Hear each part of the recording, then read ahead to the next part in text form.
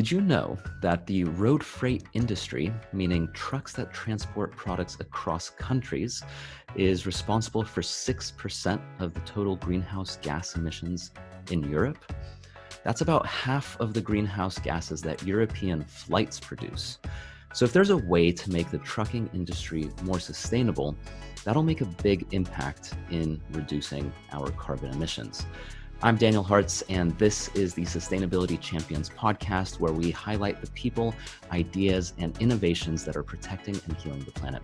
Today, my guest is Jakob Muus, co-founder and CEO of Trax. Trax allows companies to track and manage their carbon emissions from the fleet of trucks in order to increase transparency and sustainability. Companies can then make changes to the way their trucks operate to be more fuel efficient and save money in the process. So thank you very much for joining me, Jakob. Thank you. Thank you for having me.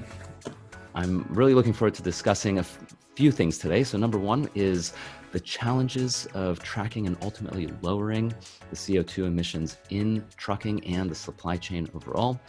I'm fascinated with how you actually came up with this idea, because it's something I personally have never really considered. And I know that that's something that you were talking about earlier as well, about how challenging it is to know where our stuff actually comes from and to think about trucks and the transportation of goods. And finally, the third thing is how you actually help companies track their emissions and ultimately lower them. So I'd love to just jump right into it. What exactly does Trax do, briefly? So we have a two-sided market, so to speak. We have on one side of the market is the fleet owner, the carrier. He has trucks, and he has some have many trucks. Most have quite few, like 1 to 5. Now, on the other side, we have shippers. They're big companies, small companies, everyone who needs to get something transported. Right. And there's a lot in the middle, so to speak. There are middlemen. We have logistics service providers in the middle. We have some shippers have their own trucks. They're also carriers. But the big picture, carrier and shipper. So a carrier who has its assets, he's of course interested in being as efficient as possible. 30% of his costs are fuel. And if he can save just a little bit of that, he can expand his margins significantly.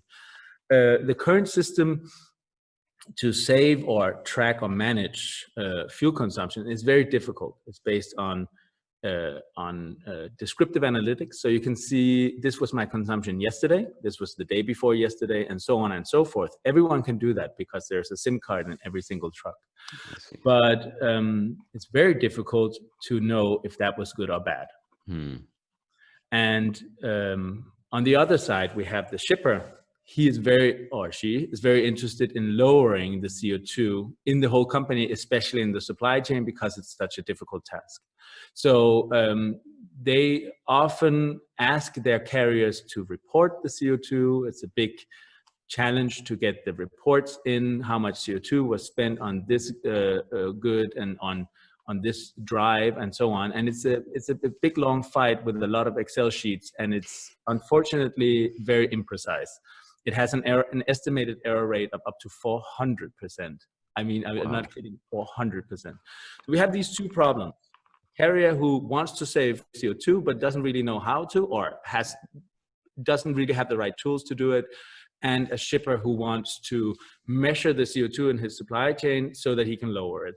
What we do is we take data from the trucks. So as I said, every truck is connected to the internet, and the owner of the data is the owner of the truck fleet.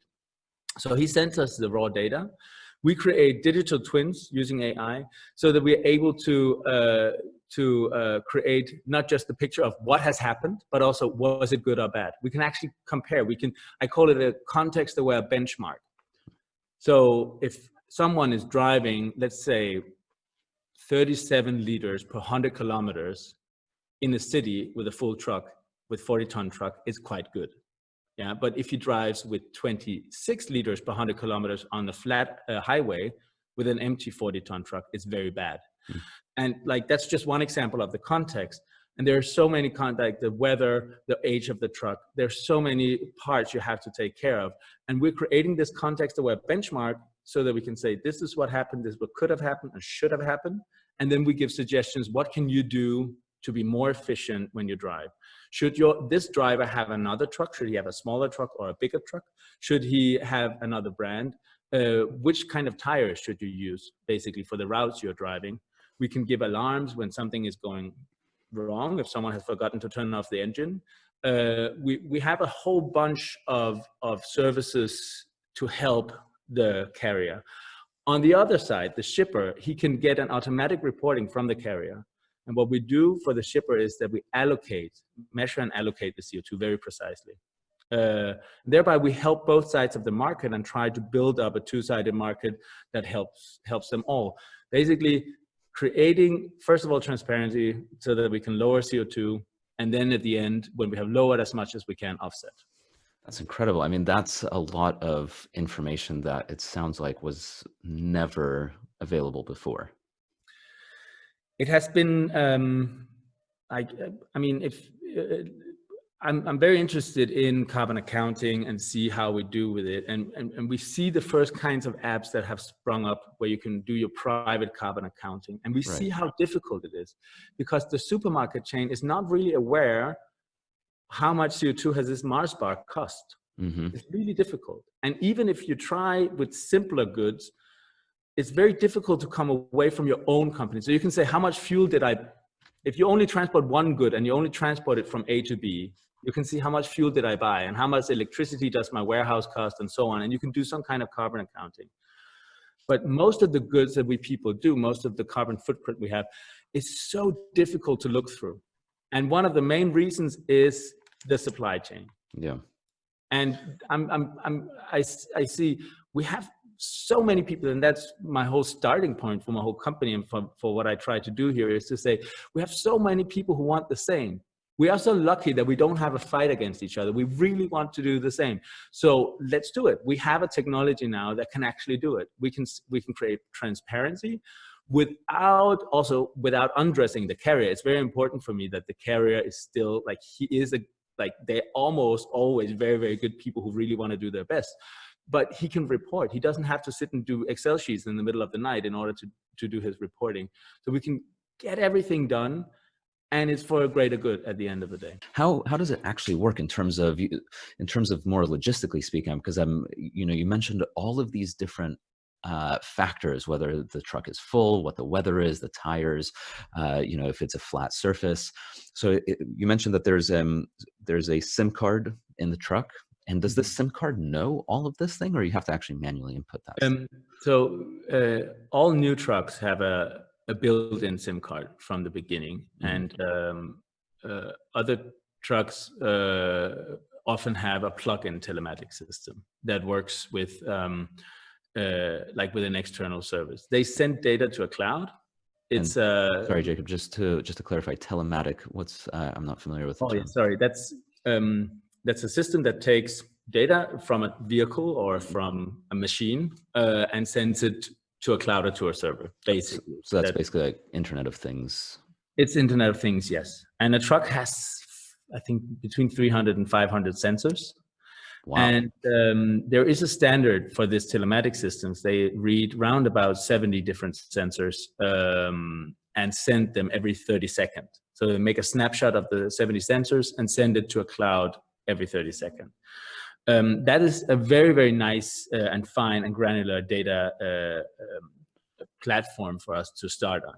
That means for me, I get information in every 30 seconds about which angle was the brake, which angle was the speeder, which gear were we in, where were we located, what was rounds per minute, what was the speed, what was I get a lot of information. But I also, and that's very important, how many milliliters of diesel came out of the valves the last 30 seconds. So I can really very precisely make a picture, and can very precisely make a picture of every single route, every single truck brand. I can make a picture of every single driver, which we're very careful with that. So we have it's very anonymous. We put them in groups, so to speak, about how their driving behavior is. We really want GDPR. We don't want to, clarity can also have a downside, and we're very, very aware of that. But we can make digital twins of every single factor in it, and that means that we can then combine. So getting all this information, we have a whole toolbox of services that we give to the carrier. Most of the services are only on a proof of concept level right now, but we're looking for carriers who are willing to go in and experiment. Of course, they get a huge discount if they do it, where we, for instance, can help them together with their transport management system, tell if you have 5 tours this morning and you have these 5 trucks and these 5 drivers, which combination of the 3 things, driver, truck, tour, is the optimal one. We've done that with one customer and actually saved 10% of his fuel, just on that simple thing. This is brand new for the industry, because normally you don't think like that. You just think availability, but this is a level that we can get in with our technology. And other services, we can when you purchase, you say I need a new what's it called, a spoiler, and we can measure for you exactly which spoiler is the right one to drive with, or new tires. We can tell you exactly which tires for the routes you're driving, for the surfaces you're driving. Because we are the first ones to have this, let's call it the context-aware benchmark or baseline, that we can say for this route and this truck, this is the optimal part. That's amazing. So there's those 3 things: the driver, the truck, the tour. So can you tell a carrier, I don't think this driver, whoever they are, because it's anonymous, this driver is not really good for this route. You should really have them drive somewhere else. Yeah. And I would say many of my carrier customers say to me, I know that already. Oh, and I'm really? like, that's super, because it's a gut feeling industry, and I really respect these people. You should see, they know so much, and they're also proud, many of my customers, and I like that. I like people who are really proud in the job they're doing. But what I'm also saying to them is, if you get sick one day, and most of them are also quite old, so if you go in pensions, who should take over that gut feeling? I'm just supporting exactly what you know already, plus I'm putting a number behind it, so you can start measuring it, so that you know what it is. And that's what makes the industry a little bit difficult to get into, because of the pride that they're like, why should this annoying young Danish guy come and tell me how to do my business the best? But I am also creating facts by doing so, and I am showing them how much money they actually do save on it. Yeah. So that customer, you said, that saved 10% on their fuel. What are the benefits to them and to their clients on that savings? Why is that savings important to them? I mean, if you have most companies have roundabout, I always get a slap on my head for this, because the official numbers is 0 to 2% margins. I say 3% margins. Some big companies say, no, we have 6% margins. But the truck driving in itself has very, very low margins. So I'm going to stick with 3. And then the people slap me on the head and say, no, that's not true. Then why do we have this industry anyway? Because people wouldn't do anything for 3% margins. Most Western European companies have found a way to have storage or logistics services on top, which makes the money. So the trucks will just help to the last part. But that part of the company, no matter if it's the company as a whole or if it's a part of the company, has a 3% margin. And 30% of the cost structure is fuel. So if you can save 10% of your fuel, you can actually put a huge, you can put 10% or 11% on top of your margins. Mm-hmm. I think head calculating. Yeah, but it is a huge difference for them, any liter of fuel. Right. And to their customers, because we were talking earlier that the shippers, these are ultimately the companies that actually have a product to ship. They're interested in knowing their carbon savings. Yeah, it is. This is what makes my job quite difficult, because I have a two-sided market. It's very difficult for a small startup to have this complex, 2 customers, 2 problems.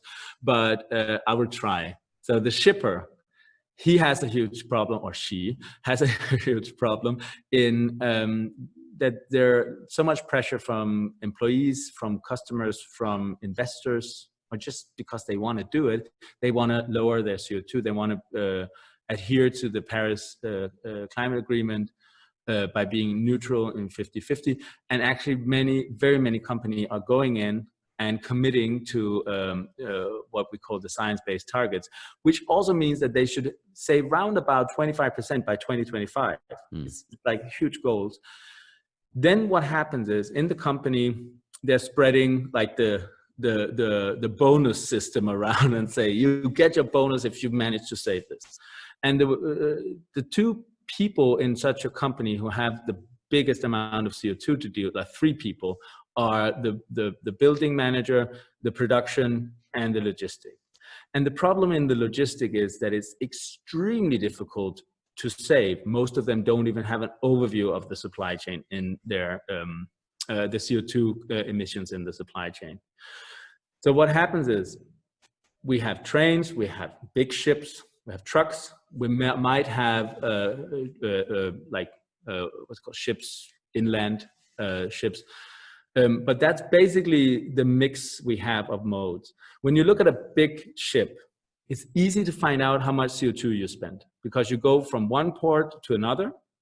You know exactly how much the ship has bunkered. It's like public knowledge. How much has the ship bunkered here? How much has the ship bunkered here?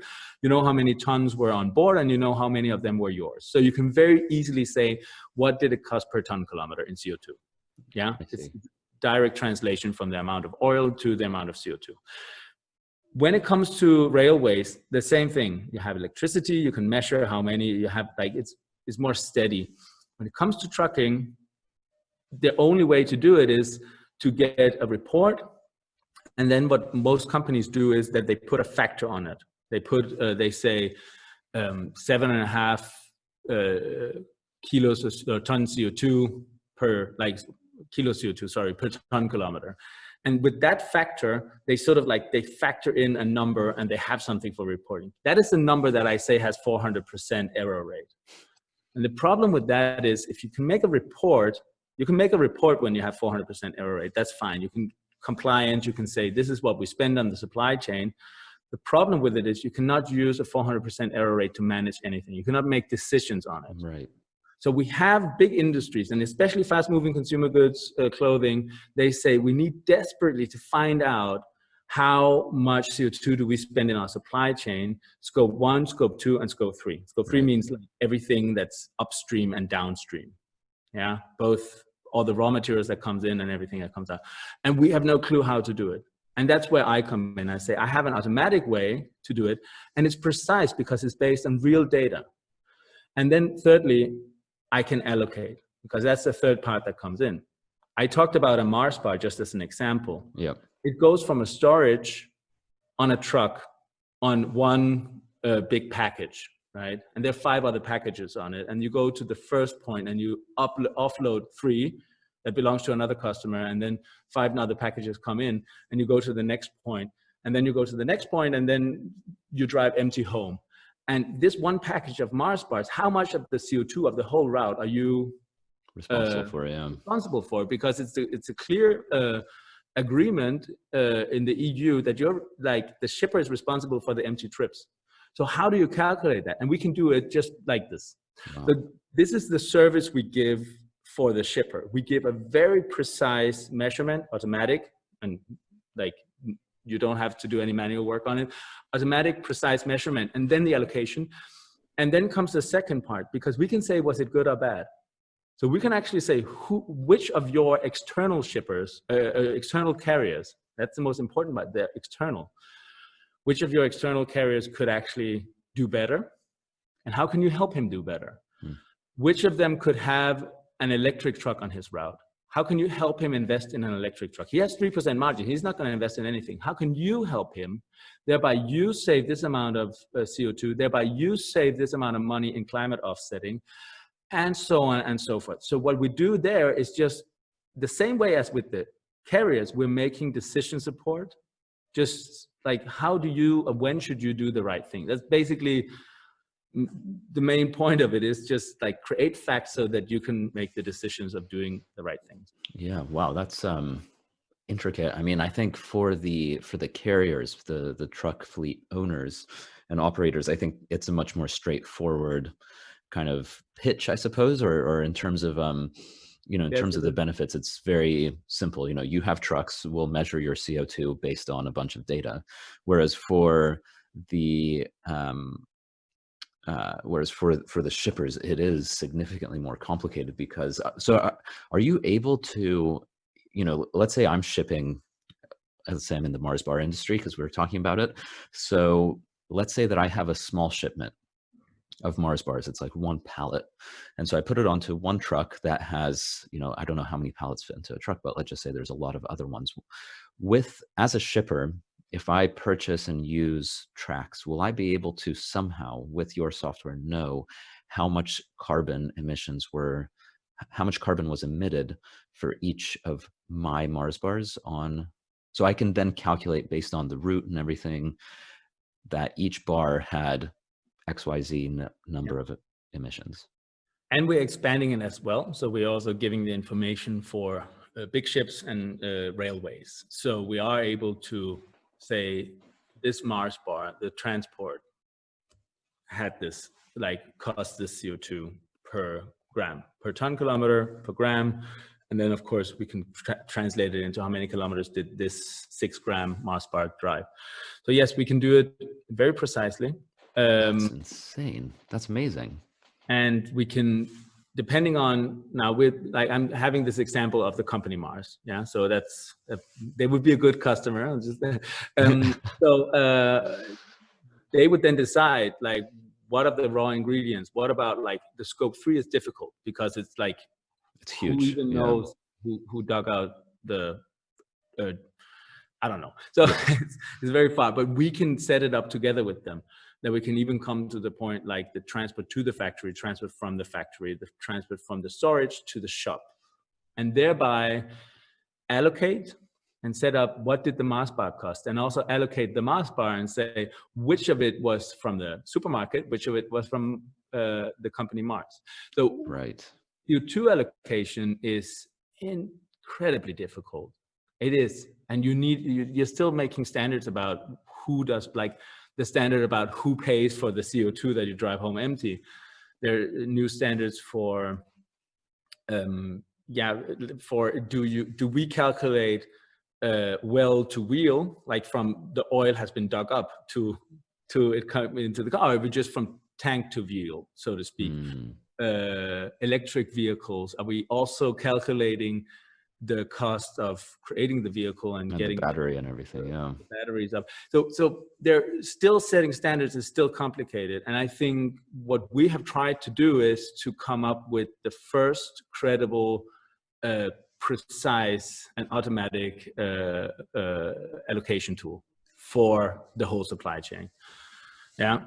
I know there will always be discussions then, and someone would say, what about the storage? What about the storage room? But I believe in an API first future. I believe that you should get these people who are very good at that to put that in, that it has to be connected somewhere. And we should just do that little difficult thing that we're very good at. Yeah. And that is the transport part. Wow. So this is, because I've heard about the challenges of scope 3, just because it's like you said, I mean, scope 3 is, where does it includes the carbon emissions of the plastic, creating the plastic and all of that wraps the Mars bar. This is also a great, Mars is getting a lot of attention today. So, so essentially what you're doing is you're actually putting numbers to scope 3 emissions, to these emissions that are basically impossible to measure, because it's the stuff that's basically outside of a company's direct control. Actually, what's happening right now, and it's back to one of your former questions and a comment is, I thought when I started the company that the easy deal would be to go to the fleet managers and say, see, you can save 10%. Yeah. That's actually not that easy. They have a lot of work. They have a lot of pride. They're like, yeah, okay, yeah, whatever you say and stuff. It's like, there we only get the curious 2%, meaning we have to have a lot of customer meetings before we get a couple of people on board. With the other part, And it sounds complex when I tell about it, and I'm working on getting it more easy and so on. But the funny thing is, when I talk to a sustainability manager from a huge, fast-moving consumer goods company, they say, "Hey, wait, so you can credibly measure? Okay, good." Like they sort of like they get it. I can write a free line on LinkedIn and say, "Hey, do you want to have a phone call?" And that would be like, okay, what have you found a solution? Because this is something they all working on. They know they need something. And to be honest, everyone knows that the numbers that we do right now, they're numbers because we need to write some numbers down. They know they're not precise enough to make decisions on. So if they can, like, if you can manage, if you can measure, then you can start managing. You can start making decisions. You can set strategies. You can even create new business models. If I was a logistic company, I would definitely use a system like this. And then I would go to my shipper and say, "Hey, do you want to have a climate-free transport?" Then the shipper doesn't even have to think about it. He can just be like guaranteed that it's offset. And I would be the one who makes sure that my carrier is lower, and then I'll offset. You know, there are new business models. There's so many new things in it. So for me, that's the reason why I'm focusing so much on that part, because I think in the industry, what I have learned is the shipper is the one who's going to pay for it anyway. And the carrier, at the end of the day, he's happy if it helps, but he's very busy in just getting the things from A to B. So the shipper is the one who needs to take responsibility and who needs to do it. So I'm saying, I'm helping you with a problem you haven't solved yet. And in the meantime, please help the carriers and cooperate with the carriers so he can lower his CO2, because there's nothing worse than people who just offset without trying to lower. Yeah, it's amazing. I mean, based on the way you're describing it, in theory, shippers could almost ask or mandate that the carriers that they use purchase a subscription and start using tracks, because otherwise it makes them look bad. I mean, if I'm a large FMCG company and I need to know my scope 3 emissions along the supply chain, as we're discussing, and I have trucks going all over Europe and all of this, and I have no clue. I mean, the first thing I can do is, once I discover how powerful your software is, I think it would make sense for me to have a meeting with my carriers and the people who are transporting everything, and just say, guys, we need to have some sort of level of measurement, because our CEO is asking, we're going to be taxed heavily, and this solution is so easy. And it could save you money as well in the process. I'm curious to know, because you mentioned earlier in the similar idea of the shipper actually encouraging the carrier to make changes, and you said about electric trucks. So does electric trucks, I've been seeing that electric trucks are becoming, the technology is getting there for it to actually be a legitimate solution. It's probably, I'm assuming it's still a little ways away, because they need to go very far on a single charge, I would imagine, for it to actually make sense. Assuming that we fast forward to that time when electric trucks are actually a real thing, does that in any way, shape, or form affect your business? Yeah, in the sense that, like, I deep down in my heart, I'm an innovation manager. I love the idea of systemic innovation. I love the idea, how can we actually make it economically sensible to do the right thing? That's the way we need to go. We need to throw the money in the direction that the world wants it to go. Absolutely. And the world wants it to go to decarbonization. And one of the ingredients for decarbonization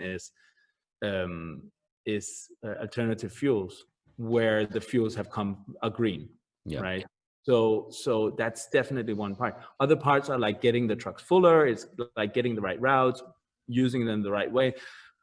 And what I want to do is, I want to start now, today, where most trucks are diesel, and help them. But if I know what it costs for you to go from A to B in a diesel truck, I will also know exactly how far you would go in an electric truck.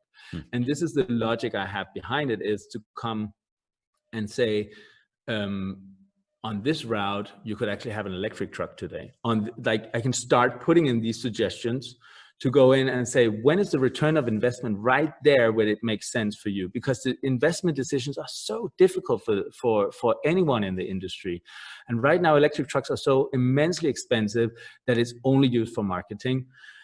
But what you can do is when the prices have lowered, both there and hydrogen trucks or whatever is going to be the future, we can go in and say, did you know your total cost of ownership of this truck would be better if it was a hydrogen truck, or on this route you can also have electric because you don't drive more than 400 kilometers and so on. So like we can start doing that, and also to the next steps, like also towards autonomous driving trucks.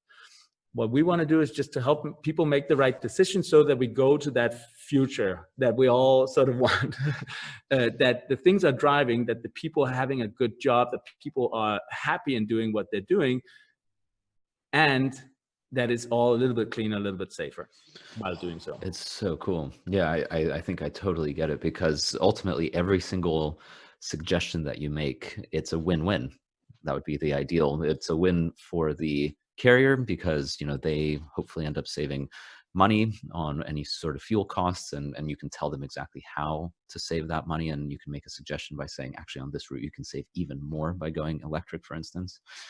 And it's a win for the shipper, for the company with the products, because you can tell them your carriers can save CO2 on these routes by going electric and so on and so forth. And now they're sort of like pushing one another to be more effective, more efficient, Exactly. and to save money in the process. And that's why I love, like right now I'm focusing very much on fast moving consumer goods. First of all, again, maybe it's my naivety. Fast moving consumer goods is the most complex part. As I said, you know, they have mostly less than truckload. They have many different stops in one pallet. There can be different products, really complex.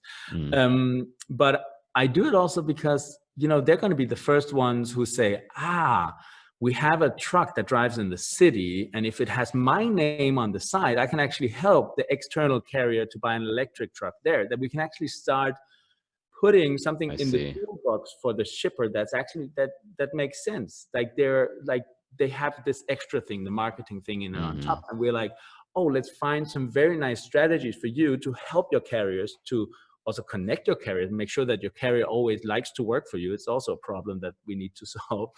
And thereby collaboratively, and that's the whole point of it. People should collaborate to do this. It's with each other, and we try to be this neutral middleman who can just help people, as I said, make the right decisions. Yeah, fantastic. Well, Jakob, thank you so much for outlining this. It's fascinating, and I think the work that you're doing is clearly very important. It's a big challenge, not just for you. It's clearly a huge challenge for both shippers and carriers, and it's wonderful to see that you're taking on this challenge head on. And best of luck during this time, and just in general. I'm really looking forward to hearing where Trax ends up in the next year or two and beyond.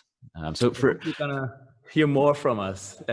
Absolutely, I hope so. And if Mars is listening, or any other companies who are interested, whether shippers or carriers, and they want to learn more, how can they actually find you and get in touch? I mean, we have our webpage, tracksfortrucks.com. They can also find me on LinkedIn. I'm looking very much for companies who are interested in doing these things together with us. As I said, collaboratively. The technology is there. We have proven that we can do it. The next steps is we need to find out exactly how should it look for each of the customers. So we are looking for customers who want to solve these problems together with us. And we can build it up together. They're always welcome to contact me. And anyone who's curious, anyone who's looking, I hope that I have, like, anyone who's looking to invest in a startup that has enormous potential, and who is also can help us co-create and co-build this market, I'm always willing to have a call. Excellent. Well, for anyone who's listening, who's interested, tracksfortrucks.com, and Jakob Muus is pretty easy to find on LinkedIn. It's MUUS, so don't forget the second U. And Jakob, thank you so much for your time. Great to speak with you, and looking forward to hearing some updates very soon. Definitely. Thank you very much. Thank you very much for listening to this episode. If you enjoyed it, give us a 5-star rating. And also, please subscribe, whether on your podcast app or on YouTube. And that way you can be the first to know about new episodes. Thank you very much, and talk to you soon.